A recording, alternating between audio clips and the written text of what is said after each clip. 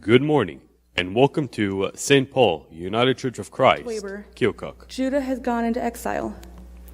She dwells among the nations. She finds no resting place. All who pursue her have overtaken her in the midst of her distress. The roads to Zion mourn, for no one comes to her appointed feast. All her gateways are desolate. Her priests groan, her maidens grieve, and she is in bitter anguish. Her foes have become her masters. Her enemies are at ease. The Lord has brought her grief because of her many sins. Her children have gone into exile, captive before the foe. All the splendor has departed from the daughter of Zion. Her princes are like deer. They find no pasture. In weakness they have fled before the pursuer. In our gospel reading, Luke chapter 17, verses 5 through 10. The apostle said to the Lord, "Increase our faith." He replied, "If you have faith as small as a mustard seed, you can say to this mulberry tree, 'Be uprooted and planted in the sea,' and it will obey you. Suppose one of you had a servant plowing or looking after the sheep. Would he say to the servant when he comes in from the field, 'Come along now and sit to eat'? Would he not rather say, 'Prepare my supper, get yourself ready, and wait on me while I eat and drink. After that you may eat and drink'? Would he thank the servant because he did what he was told to do? So you also, when you have done everything you are told to do, should say, 'We are unworthy servants, we have only done our duty.'"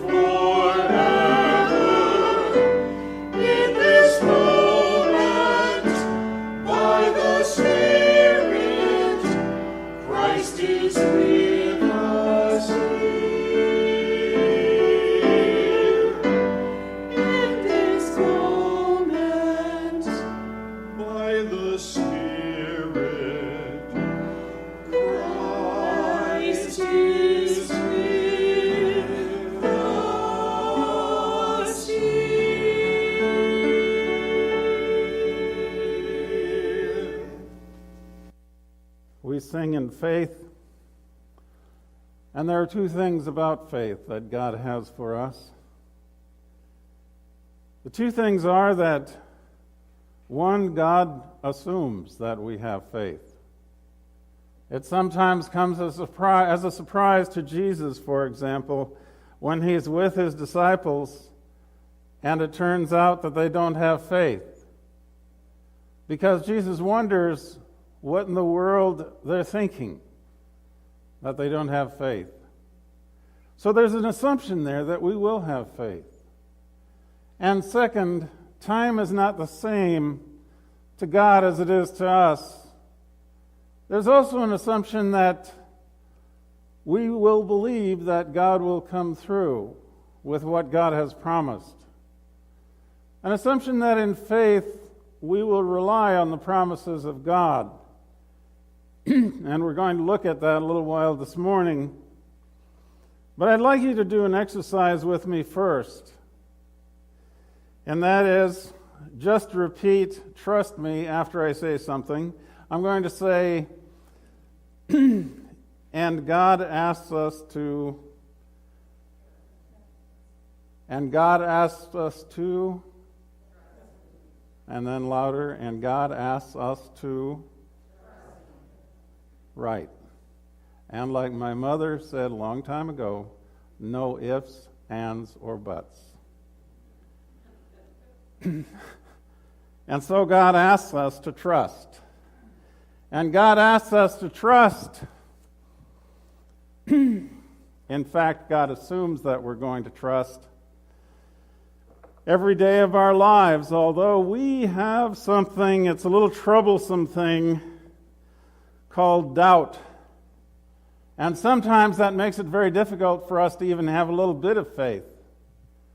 And yet, God says, Jesus says, if you have just a little bit of faith, you can say to a mulberry tree, uproot yourself and plant yourself in the sea. Well, I don't see a lot of mulberry trees in the ocean. So, a lot of us haven't asked for that to happen. However, with a little bit of faith, we can do something similar. With a little bit of faith, we can actually trust that God is going to come through. A little bit of faith will do it for us. I remember an ad a long time ago that said, "A little dab will do ya." Anybody remember that? A little dab will do you for a hair cream. Well, a little dab of faith will do you. It's very powerful stuff. It's very powerful stuff. A little bit of faith is going to get us a long way. But we could well wish for more because it's something that we thrive on, that we live on. You see, everybody has to have, you have to have something you believe in. You have to have it in order to have the kind of assurance to do the things that you need to do when you live life with all of its uncertainties and all of the things that could go wrong and everything. You found it even in World War II with the bomber pilots. They had to have some sort of lucky thing or something. They had to have that with them on every flight. They had to have it because they had to believe through whatever that was that they might have had sitting in the cabin of their plane that they were going to be okay, that everything was going to turn out all right. And that was one of the things that helped them to believe that. We have to believe in something. We have to believe that God is going to carry us through. And God assumes that we do believe. God assumes that we do believe. That first thing that I was talking about. It's part of who we are. As a matter of fact, it's been said quite a long time ago that if we didn't have religion, somebody would invent it. Because we have to have that. We have to have that faith in something. And God is where we can place our faith reliably. God is where we can place our faith reliably. God assumes that we are going to exercise faith. And we will. We'll exercise faith in something. If it isn't God, it'll be money. It'll be some sort of idol. But there'll be something there, just like there was always something there in the cabins of those bombers. There'll be something there. And let's have a look at what faith can do. How faith can carry us through in various ways as we look at some scripture passages. We'll look at Abram. He was at first called Abram. Later on, when he was the father of the faith and all of that, then he was named Abraham. They would change a person's name when they became a leader in the faith, because the name meant something. My first experience with that was when I was asked by a student from Malaysia if I would help him to understand faith, and then he wanted to be baptized. Well, I had to change his name apparently, because in Malaysia, if you came into the faith, the person who was baptizing you would name you. Well, his original name was Ding. So I thought, this isn't going to be very hard. I mean, I could do better than Ding. But I gave him a chance to choose his own, so he took the name of Sean. And at that time, I was up in Upper Michigan, and the canal going through town was frozen. And I said, I guess we're going to have to chop a hole. Baptize you. Just to kid around a little bit. And he says, you mean through the ice? And I said, no. We're going to go in the church, and we're going to do it there. If we have faith like Abram, we can indeed move all sorts of things. And Abram was asked by God to go from his country and his father's household to the land that God would show him. Well, we might ask, what land? Abram didn't know. God would show him the land. And so not only does God assume we're going to have faith, God also assumes that we're going to accept God's timetable. And there's more in this in terms of accepting God's timetable on the part of Abram. So God said, go from your country, your people, and your father's household to the land I will show you. In other words, leave everything you're familiar with. Leave Keokuk and go to the land that I will show you. I will make you a great nation, and I will bless you. I will make your name great, and you will be a blessing. I will bless those who bless you, and whoever curses you, I will curse, and all the peoples on earth will be blessed through you. So Abraham went as the Lord told him, and Lot went with him. And Abram was 75 years old when he set out from Haran, and they set out for the land of Canaan, and they arrived there. Abram traveled through the land as far as the site of the great tree of Moreh at Shechem. At that time the Canaanites were in the land. The Lord appeared to Abram and said, to your offspring I will give this land. So he built an altar there to the Lord who had appeared to him. Abram was asked to go into a strange land and into an uncertain future. And it's all well and good to say that I'm going to give you this land, but the Canaanites might object to that. There's all sorts of, but Lord, questions that Abram could ask. When he had to leave his family, he could have asked, but Lord, this is what I'm familiar with. How do I do this? And he could have said, but Lord, what if I run into robbers on the road? Because there were a lot of robbers and people who would take what you had. I assume he was carrying all his possessions. So they would take what he had. There were a lot of what ifs, a lot of, but Lord, what if this? What if that?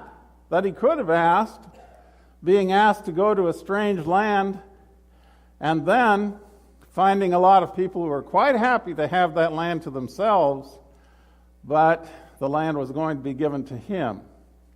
And how was that going to happen? And when was that going to happen? But God assumed that Abram would have faith, so Abram went out and did what he was told. As if it were the most normal thing in the world to do, because he also assumed that he should follow his faith. Abram was great on the faith, and later becoming Abraham, which I'll refer to him as at this point. But he was great from that point of view because he did the first thing that I mentioned. He assumed that it was all going to be all right. If he was called by God, then he was going to go out just as God asked, and things were going to work out, and it was all going to be okay one way or the other.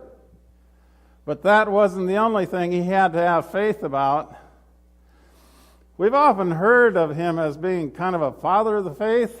Well, he had a lot of things that he had faith about that we might have questioned. One of them was the birth of his first child, because it was promised here. It says it right here, I will make you a great nation and I will bless you. Well, they waited, and they waited, and they waited, and they waited. And God did come to Abraham and say, don't worry, you're going to have children. Now, Abraham was a pillar of the faith, but even at that point, Abraham was very old, and he fell down on his face and laughed because he was thinking, how could that possibly be? And God says, don't worry about it. It's going to be all right. And they waited again, and waited again, and waited again. And they got older and older. And it seemed more and more impossible. Finally, they had heavenly visitors who came and visited them. Sarah was inside the tent eavesdropping. Not that anybody would ever do that. And the visitors said, well, in the spring, you're going to have a child. Well, Sarah couldn't help but laugh. And one of the visitors heard her. And she denied it. She says, I didn't laugh. And the visitor says, yes, you did. You did laugh. So you're going to call your child Isaac, which means laughter. So Isaac was born. No problem. God had come through. We assume that God's going to come through, right? That's the second assumption that we make about faith. The first assumption is God's assumption that we will have faith. The second assumption is that also God's assumption that we will feel that God will come through. No problem. But there's a problem. The problem is that at some point, Abraham was asked to sacrifice Isaac to God. Now that makes no sense at all. They had waited years and years and years. Abraham was supposed to be made into a great nation. You need people for that. And the sacrifices that they did in those days involved binding up a lamb and sacrificing the lamb on the altar. The lamb died, but this was going to be Isaac. Well, Abraham assumed that God knew what was going on and took Isaac And Isaac kind of noticed that there was no lamb or sacrificial animal, and kind of questioned it about that a little bit. And Abraham says, "Well, it's going to be okay," and then tied him up and was going to sacrifice him in obedience to God. But actually what happened was that God was testing Abraham. Even after all this time, God wanted to make sure that the father of the faith, God wanted to make sure that the origin of all the peoples that God wanted on the land, God wanted to make sure that that person was going to assume this faith that God assumed that he would have. And God wanted to make sure that Abraham also assumed that everything was going to turn out all right. Well, as it turned out, an angel stopped Abraham at the last moment. And there was a sacrificial animal that was caught in the brambles and so forth, and they sacrificed that one. But you see, there was no question then that Abraham was going to trust God. We had that exercise at the beginning, trust me. It's very difficult for us to just have that kind of trust. Very difficult for us to have the kind of trust that Abraham had. But nevertheless, sometimes it helps for us when we have doubts to say those things. To say 3 times, trust me, trust me, trust me. Let's all say it together. Now, trust me. Now we'll do it again, louder. Trust me. See, on your own, you did that all in unison. And that's the kind of thing and strength that we have as the people of God. Trust me. That's what God is asking us to do. And trust my timetable. I assume that you're going to have faith. I assume that you're going to have faith. Trust me. As you go into the future, you have your doubts.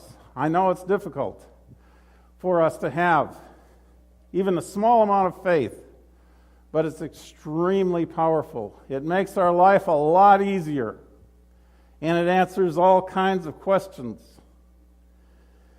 Let's consider the words of Jesus in relation to this in reading from Luke 17. The apostles said to the Lord, "Increase our faith." He replied, "If you have faith as small as a mustard seed, you can say to the mulberry tree, 'Be uprooted and planted in the sea,' and it will obey you." Now, a mustard seed is not very big. It's extremely small. But even a faith that small will be enough to do that kind of thing. Faith is extremely powerful. God assumes that we're going to have that faith. God assumes that we're going to follow God's timetable, even though we have doubts, as Abraham and Sarah did too. Even though we have doubts, God assumes that we're going to have faith. God assumes that we're going to follow the kind of timetable that God has. But in the Bible, we have many stories of the disciples not having faith. They were in a storm, for example, and Jesus was sleeping in the boat. They were in a storm, and they didn't know what they were going to do. And they woke Jesus up and said, "Hey, do you want us to die here in the middle of the storm? The boat's getting swamped."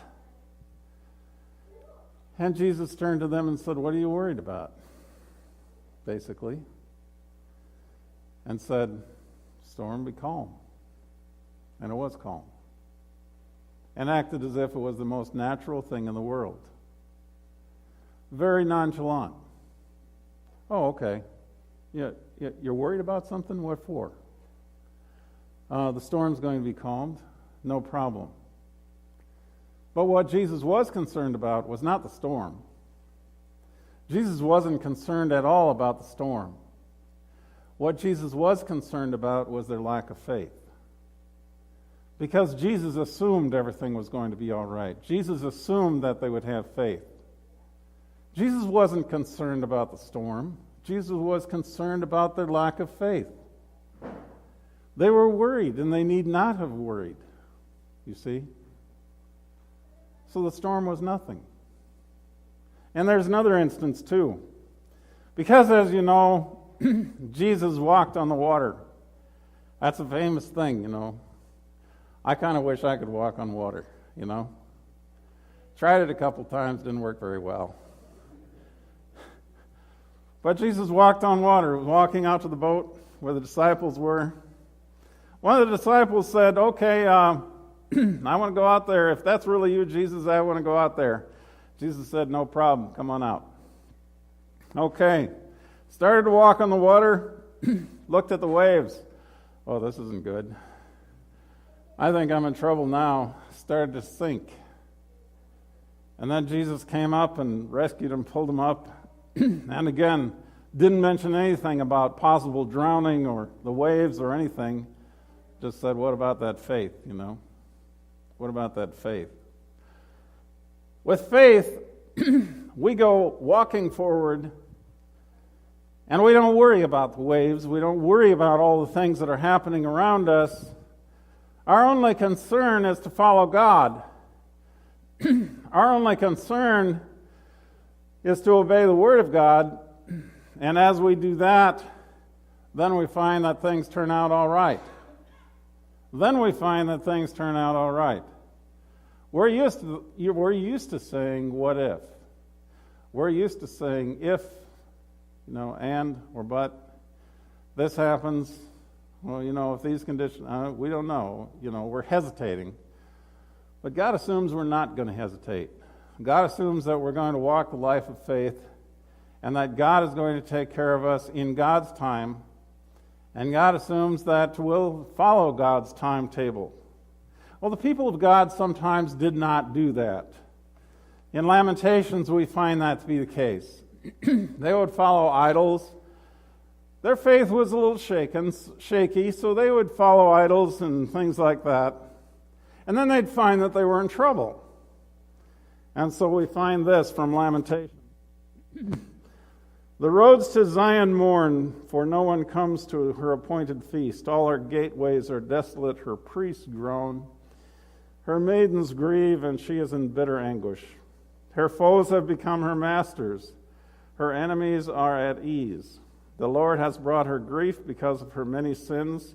Her children have gone into exile, captive before the foe. This is the result of moving away from God.